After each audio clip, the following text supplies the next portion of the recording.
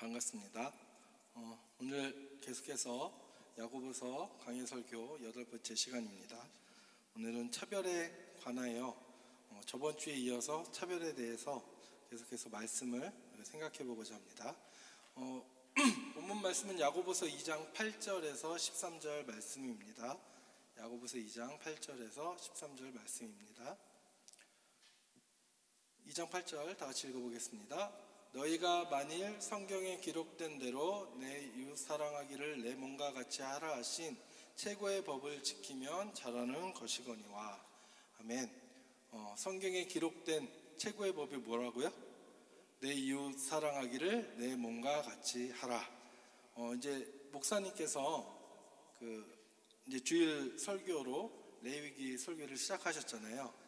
바로 저게 이제 레위기에 나와 있는 그 구절의 말씀입니다. 레위기 19장 18절에 이렇게 나와 있습니다. 다 같이 읽겠습니다.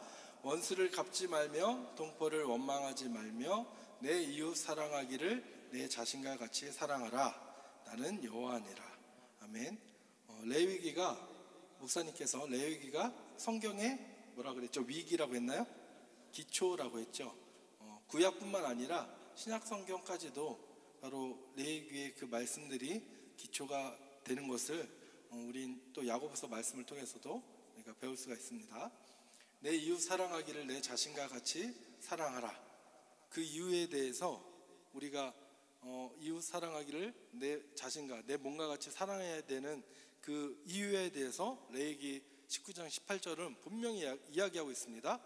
바로 나는 여호와니라.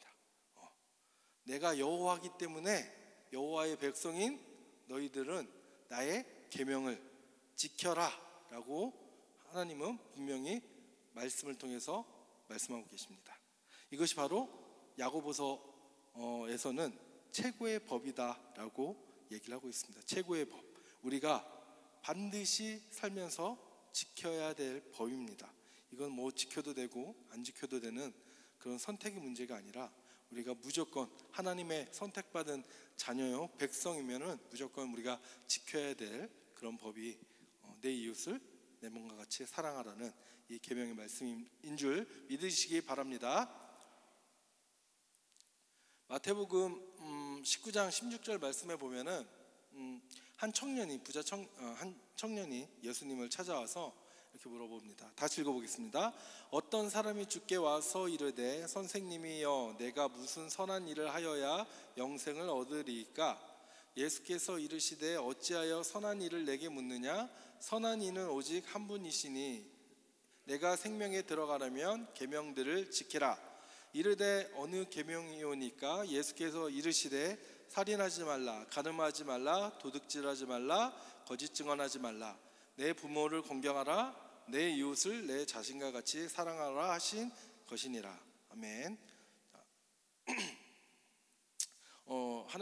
예수님께서 여기서도 내 이웃을 내 자신과 같이 사랑하라고 하신 것을 그 10계명의 그 계명들과 함께 열거한 것을 같이 볼 수가 있습니다. 계속해서 예수님의 성경을 계속해서 읽어보겠습니다. 그 청년이 이르되 이 모든 것을 내가 지키었사온데 아직도 무엇이 부족하니까? 예수께서 이르시되 내가 온전하고자 할진대 가서 내 소유를 팔아 가난한 자들에게 주라. 그리하면 하늘에서 보화가 내게 있으리라. 그리고 와서 나를 따르라 하시니. 아멘. 이 부자 청년은 자기가 하나님의 모든 계명을 다 지킨다고 생각을 했습니다. 하지만 예수님이 볼 때 그 부자 청년은 내 이웃을 내 몸과 같이 사랑하라는 그 계명을 사실 온전히 지키지 못하는 것임을 예수님의 말씀을 통해서 우리가 알 수가 있습니다. 예수님께서 청년에게 너가 온전히 계명을 지키고자 하면 너의 부족한 점, 바로 너가 가지고 있는 그 소유를 가난한 자들에게 나눠주라, 바로 이 말을 하고 있는 것입니다. 그럴 때 하늘에서 보화가 있을 것이다. 근데 그 하늘의 보화는 뭐죠? 그 물질적인 돈은 아니겠죠. 부유함은 아니겠죠. 바로 우리 심령의 부유함, 바로 영원한 생명을 의미합니다. 그리고 와서 나를 따라. 저게 바로 이제 제자 된 삶의 도리라고 할 수가 있습니다. 야고보서 2장 9절 말씀입니다. 만일 너희가 사람을 차별하여 대하면 죄를 짓는 것이니 율법이 너희를 범법자로 정죄하리라. 분명히 차별은 죄라고 성경은 말씀하고 있죠.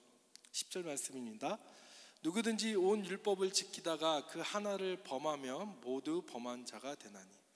여기서도 온 율법이라고 하는데 계속해서 야고보서 1장부터 그래서 온전함, 완전함, 그 영어로 하면 이제 퍼펙트죠.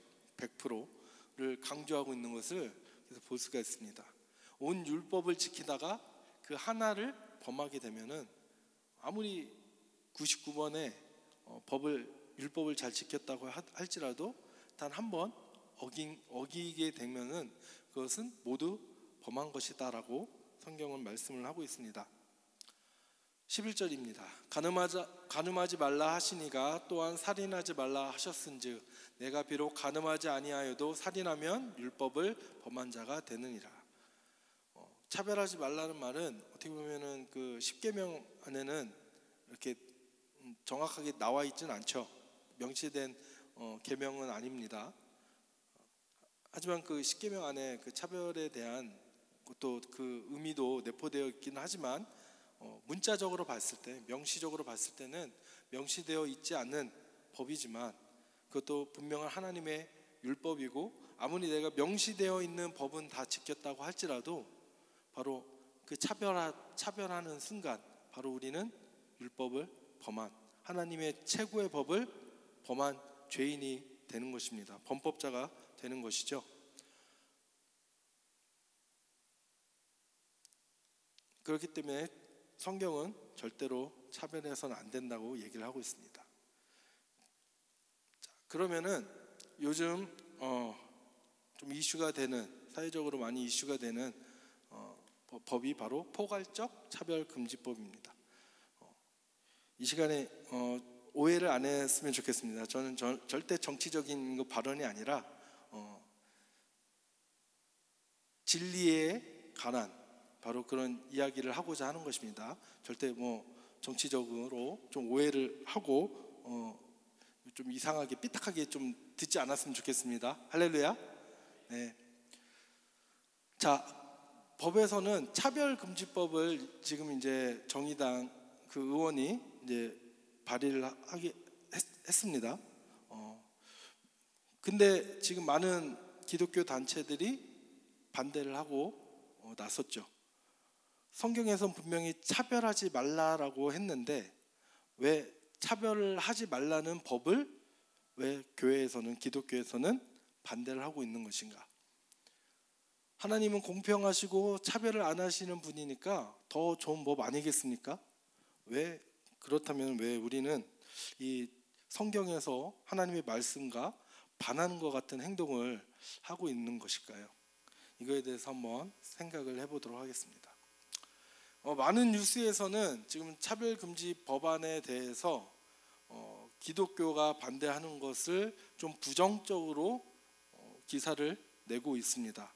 그래서 그 기독교 단체들이 차별금지법을 반대하면서 주장하는 것들을 일명 팩트 폭격이라고 해가지고 팩트를 이제 얘기하면서 사실이 아니다.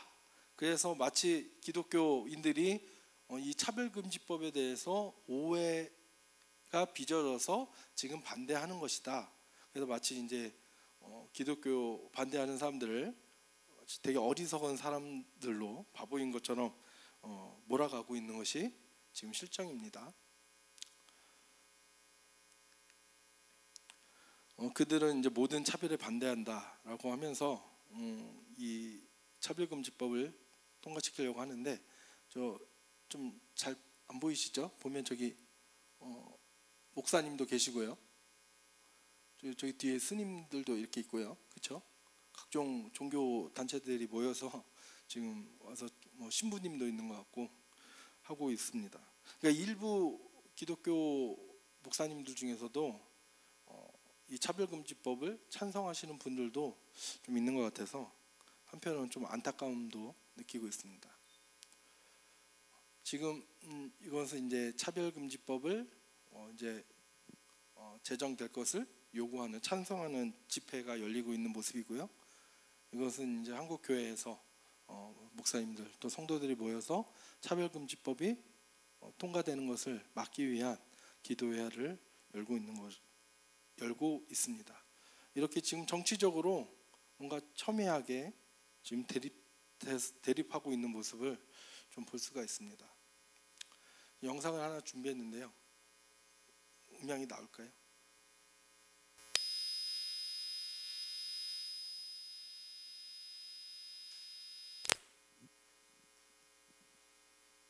차별금지라는 좋은 말로 포장된 차별금지법. 평등법은 과연 더 평등한 세상을 만들 수 있을까요? 아닙니다. 동성애자들은 이미 특권을 누리고 있습니다. 코로나19 사태로 확진자 및 접촉자의 개인정보와 동선이 모두 공개되는 반면 확진자가 발생한 이태원 게이클럽과 블랙수면방을 이용한 동성애자들은 개인정보와 동선이 공개되지 않는 특권을 누리고 있습니다. 이제 차별금지법이 만들어지면 이들에게는 더 많은 혜택과 특권이 주어지고 일반 국민들에 대한 역차별은 더욱 심해질 것입니다. 우리나라는 동성애를 처벌하지 않으며 동성애를 이유로 차별하는 법은 존재하지 않습니다. 게다가 이미 동성애 차별금지가 포함된 국가인권위원회법도 있습니다. 그럼에도 포괄적 차별금지법을 제정하는 이유는 바로 처벌 때문입니다. 시정명령, 이행강제금, 징벌적 손해배상, 형사처벌 등 강력한 법적인 제재를 통해 LGBT의 특권을 보장하는 법이 바로 차별금지법입니다. 모욕감, 수치심 등 주관적인 감정의 영역조차 혐오라는 이름으로 적극적으로 법적 책임을 지게 하는 포괄적 차별금지법이 제정되면 윤리와 양심을 따르는 일반 국민들은 역차별을 받게 됩니다. 예를 들어 동성애의 보건적 유해성에 대한 사실을 말하거나 동성결혼에 동의하지 않는다는 의견을 표현하면 직장에서 징계를 받거나 차별소송을 당하게 됩니다. 이와 같이 차별금지법은 헌법에서 보장된 일반인들의 신앙과 양심, 학문과 표현의 자유를 침해하고 선량한 국민들을 범법자로 만들어버립니다. 동성애는 타고나는 것이라 어쩔 수 없지 않냐는 세간의 통념과는 달리 동성애는 선천적인 것이 아닙니다. 하버드, 캠브리지 대학 등 국제연구진은 동성애 경험이 있는 47만 7,500여 명의 유전자를 조사한 결과 동성애와 관련된 특정 유전자는 없다고 사이언스지에 발표했습니다. 동성애는 성적 취향일 뿐입니다. 게다가 남성 동성 간의 학문 성교는 HIV, 에이즈의 주요 전파 경로이며 에이즈 치료비는 100% 국민 세금으로 지원됩니다. 약값뿐만 아니라 각종 검사비, 입원비, 수술비, 합병증 치료비, 심지어 간병비까지 100% 국민 세금으로 지원하는 질병은 에이즈뿐입니다. 이처럼 심각한 사회적 폐해를 일으키고 있는 동성애, 성적 지향을 포함하는 차별금지법을 강행하면 어떤 폐해가 초래되는지 해외 사례를 살펴보겠습니다. 첫 번째, 차별금지법은 학교에서 동성애 옹호, 주장 교육을 강제합니다. 영국은 차별금지법 통과 후 초등학교에서 동성 친구에게 청혼 연애 편지를 쓰는 수업을 하는 등 교육과정이 바뀌었고 교내 퀴어 축제에 모든 학생들이 참여하도록 강제하였으며 참여하지 않은 학생들은 불이익을 당하게 되었습니다. 이러한 교육의 결과 최근 10년간 성 정체성이 트랜스젠더라는 청소년이 2,500% 이상 증가한 것으로 밝혀져 충격을 주고 있습니다. 두 번째, 차별금지법이 제정되면 군인 간 동성 성행위가 합법화되며 성전환 수술 없이도 성별 변경이 가능해져 병역 기피 수단으로 악용될 수 있습니다. 차별금지법 제정 후 영국에서는 군대 내의 동성 성행위가 허용되었으며 캐나다에서는 자동차 보험료를 절약하기 위해 남성이 여성으로 성별을 변경한 보험 사기 사건이 발생하였습니다. 세 번째, 차별금지법은 여성의 안전권과 프라이버시권을 위협하는 여성 역차별법입니다. 성전환 수술이 없이 스스로 여성이라 주장하는 남성이 여성 화장실과 탈의실을 사용하도록 허용해준 나라에서 이를 악용한 성범죄들이 많이 발생하였습니다.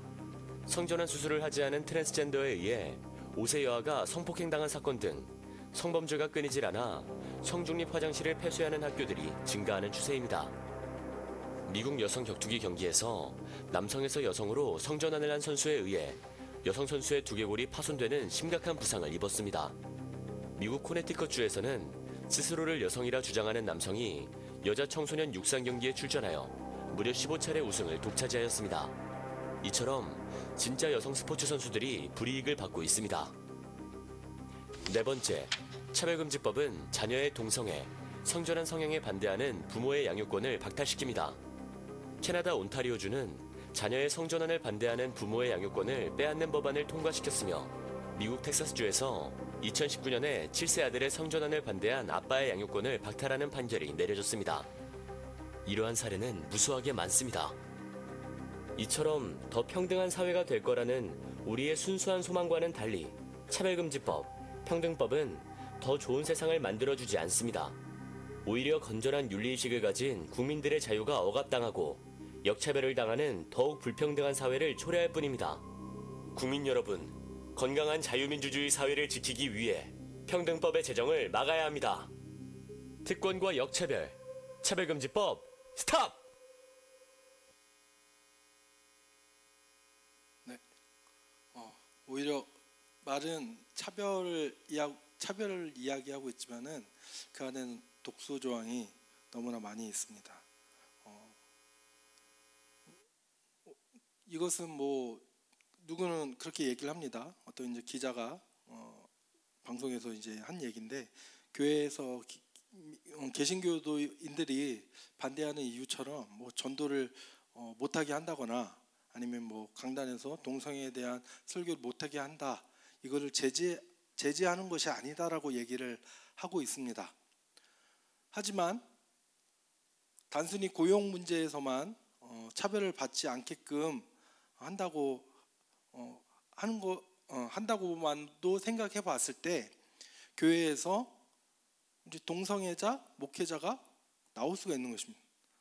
그러니까 동성애자 목회자를 동성애자이기 때문에 교회에서 우리는 당신을 교역자로 받아들일 수 없습니다 라고 했을 때, 저 차별금지법이 통과되면은 그렇게 나 동성애자로서 고용에 있어서 차별을 당했다라고 고발을 할 수가 있는 것이죠.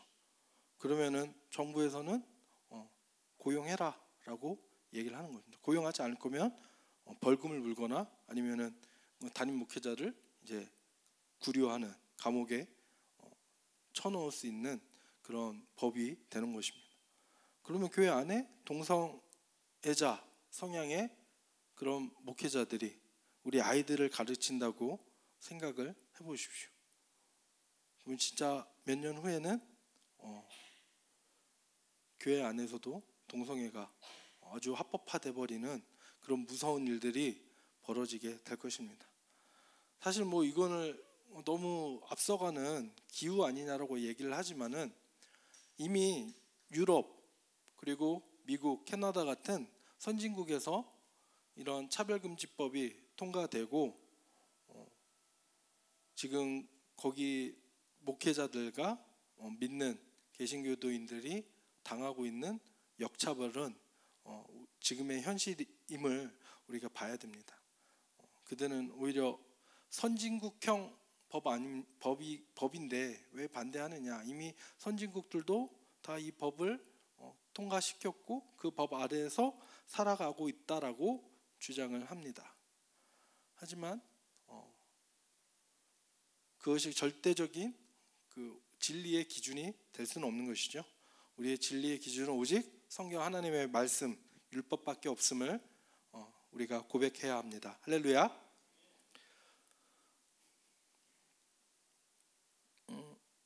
차별금지법이란 성별, 성정체성, 장애, 병력, 외모, 나이, 출신국가, 출신민족, 인종, 피부색, 언어, 출신지역, 혼인 여부, 임신 또는 출산, 가족 형태 및 가족 상황, 종교, 사상 또는 정치적 의견, 범죄 전력, 보호 처분, 학력, 사회적 신분 등을 이유로 한 정치적, 경제적, 사회적, 문화적 생활의 모든 영역에 있어서 합리적인 이유 없는 차별과 혐오 표현을 금지하는 법률입니다.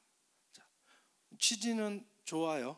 취지는 좋은데 분명히 저 안에는 독소적인 저 성 정체성에 대한 문제가 있습니다. 그래서 우리는 저것을 아예 반대하기보다는 바로 그 독소 조항을 제외한 차별금지법을, 올바른 좀 성경적인 그런 차별금지법을 우리는 제안할 필요가 있고, 그에 대해서 또 우리가 적극적으로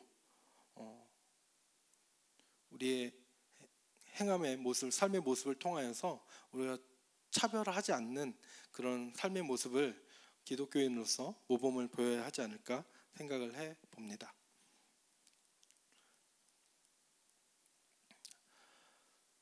12절 말씀입니다. 너희는 자유의 율법대로 심판받을 자처럼 말도 하고 행하기도 하라 말씀을 하고 있습니다.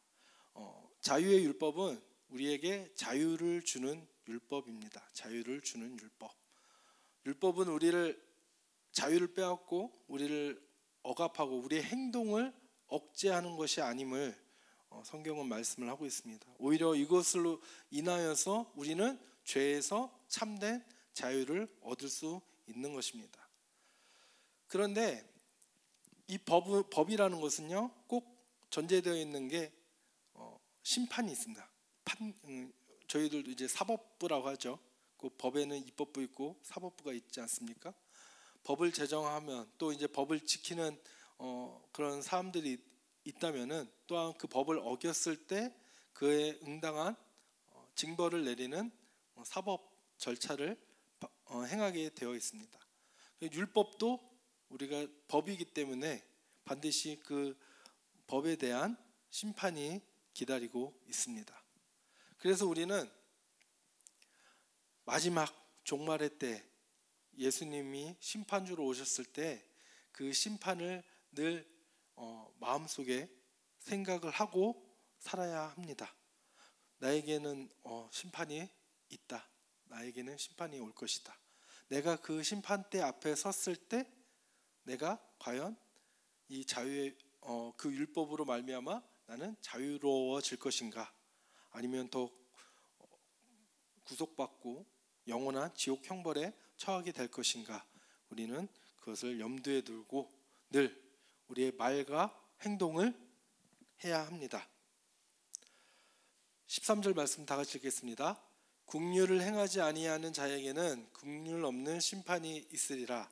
긍휼은 심판을 이기고 자랑하느니라. 이제 차별의 마지막에서 이 심판에 대한 얘기를 하면서 야고보 장로는 긍휼을 이야기하고 있습니다. 긍휼은 히브리어로 이제 헤세드라고 합니다. 헤세드, 자비, 인애, 긍휼 이런 의미로 많이 쓰이고 있는데, 헤세드는 제가 뭐라 그랬죠? 좀 넓게 그 뜻을 풀어서 위에 사람이 아래 사람에게 행하는 충성이라고 했습니다. 충성. 하지 않아도 될 그런 것을 말을 합니다. 하나님께서 피조물인 또 죄인된 우리에게 베푸시는 충성이 바로 헤세드입니다. 레위기에서 헤세드란 단어는 직접적으로 이렇게 언급은 되지 않지만은 레위기의 모든 그 법들을 보면은 그 밑에 깔려 있는 정신이 헤세드라는 것을 알 수가 있습니다. 그리고 성경 전반에서도 바로 이 헤세드의 정신이 많이 깔려 있습니다. 하나님께서는 하나님의 나라를 통치함에 있어서 공의와 정의로 다스리기를 원하십니다. 공의와 정의는 그 공평한 거죠. 그리고 배분에 관련된 그 개념입니다. 그래서 누구나 공평하게 나눠지는 거, 받을 수 있는 거. 내가 능력대로, 그러니까 두 달란트 받은 사람은 2달란트를 남기고 5달란트 받은 사람은 더 5달란트를 남기는 것처럼 내가 받은 것을 받은 만큼, 또 내가 행한 만큼, 순종한 만큼 내가 얻는 것을 마땅히 얻는 것을 정의라고 할 수가 있습니다. 근데 우리는 그렇지 못했을 때, 가난하다고 백 없다고 뭔가 더 형벌이 더 세지고 돈 있고 힘이 있다고 해서 형벌이 약해지는 거 봤을 때 우린 이 땅의 정의가 사라졌다는 이야기를 하지 않습니까? 누구나 죄를 지으면 죄를 지은 만큼 공평하게 형벌을 받는 것이 정의입니다. 죄뿐만 아니라 상도 마찬가지도 상도 공평하게 자기가 한 만큼 능력에 따라서 배분되는 것을 말합니다. 공산주의자처럼 아예 그냥 그런 거 없이 모든 사람이 일률적으로 똑같이 나눠야 되는 게 공평이고 정의가 아닙니다. 내가 행한 것처럼 내가 한 만큼 내가 행한 그 일에 따라서 평가를 받고 또 그거에 따라서 상과 벌을 받는 것, 차별 없이 받는 것을 얘기합니다. 자, 그런데 세상은 죄로 말미암아 타락했죠. 그래서 그 죄로 말미암아 구조적으로 세상은 있는 자와 없는 자로 계속해서 나눠지게 되어 있습니다.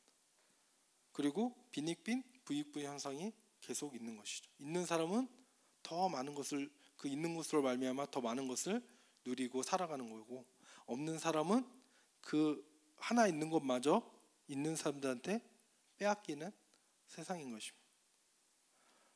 그럼 하나님께서 말하는 공의와 정의는 무엇일까요? 그 안에 바로 헤세드가 있는 것입니다. 헤세드. 있는 사람들이 없는 사람들에게, 힘이 있는 사람이 약한 사람에게, 강한 사람이 약한 사람에게, 약자에게 베푸는 것입니다.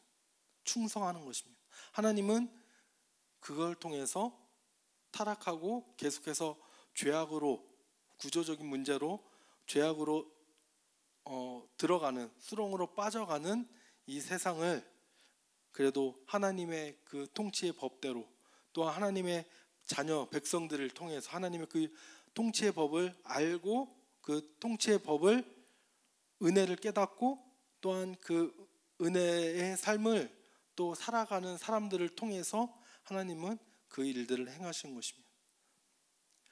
이스라엘 백성들이 그 일을 행하지 못했을 때 어떻게 됐습니까? 나라가 망했죠. 하나님은 그 촛대를 옮기신 것입니다. 지금은 이제 교회가 그 일들을 행해야 합니다. 긍휼을 베풀어야 합니다. 차별하지 않고 또한 용서하고 원수까지도 내가 용납하고 사랑할 수 있는 그 마음이 긍휼의 마음입니다. 그리고 우리가 이 긍휼을 행하기 전에 바로 우리가 말할 수 없는 긍휼을 이미 입은 자라는 것을, 그 은혜를 우리가 충분히 깨닫길 원합니다. 억지로 하는 것 할 수도 없습니다. 억지로 어떻게 합니까?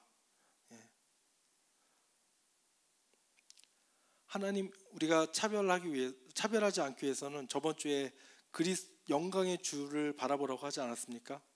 영광의 주, 바로 높은 보좌에 계신 주님이 아니라 영광의 주를 얘기했을 때는 바로 낮고 낮은 이 땅에 오신 바로 그 아기 예수님, 또 나를 위해서 그 십자가에 달려 죽으신 바로 그 낮은 곳으로 가셨던 예수님을 우리가 떠올려야 한다고 하지 않았습니까?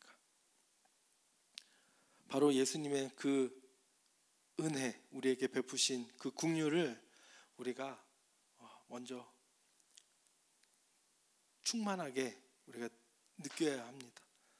그래야지만 그것에 우리가 감격하여서 우리도 남들을, 이웃을, 내 형제를 차별하지 않고 또 그들에게 긍휼을 베풀 수가 있는 것입니다. 긍휼은 심판을 이깁니다. 오늘 말씀에서 분명히 얘기하고 있죠. 긍휼은 심판을 이깁니다. 우리 모두 긍휼한 자가, 긍휼을 받은 사람으로서 또한 긍휼을 베푸는 사람이 되어서 마지막 심판날 심판을 이기고 하나님의 자랑이 되고, 또한 우리도 우리에게 은혜를 베풀어 주신 하나님을 자랑하는 그런 저와 우리 조각목교회 모든 성도들이 되기를 소망합니다. 기도하겠습니다. 사랑과 은혜가 풍성하신 하나님 아버지, 은혜에 감사드립니다. 아버지, 우리가 먼저 하나님으로부터 놀라우신 긍휼을 입은 사람들입니다. 우리는 죄인이고 죽을 수밖에 없고 영원히 멸망당하여 뜨거운 지옥에서 뜨거운 형벌을 받을 수밖에 없는 그런 불쌍한 인생이지만, 하나님께서 우리를 불쌍히 여기고 긍휼히 여김으로 인하여서 하나님의 그 놀라우신 혜세들을 우리에게 베풀어 주셨습니다. 하나님의 백성으로 하나님의 자녀 삼아 주셨습니다. 하나님, 우리가 이것을 날마다 잊지 아니하고 늘 감사함으로 주님 앞에 예배하며 경배하며 살아가는 저희들 될 수 있도록 주여 인도하여 주시옵소서. 우리를 자유케 하는 최고의 법인 하나님의 이 말씀을, 율법을 우리가 늘 마음속에 새기고, 또한 이것을 우리가 믿는 것으로 아는 것으로 끝나는 것이 아니라 정말 우리 삶 가운데서 우리가 그 말씀에 순종함으로 인하여, 말씀을 행함으로 인하여 정말 그리스도의 형상을 이 땅 가운데 나타내어지는 귀한 은혜의 삶을 살아가는, 긍휼의 삶을 살아가는 저희 모든 조각목교회 성도들 될 수 있도록 주님 붙잡아 주시옵소서. 사랑이 많으신 예수님의 이름으로 감사드리며 기도드렸습니다. 아멘. 주기도문으로 예배를 마치도록 하겠습니다.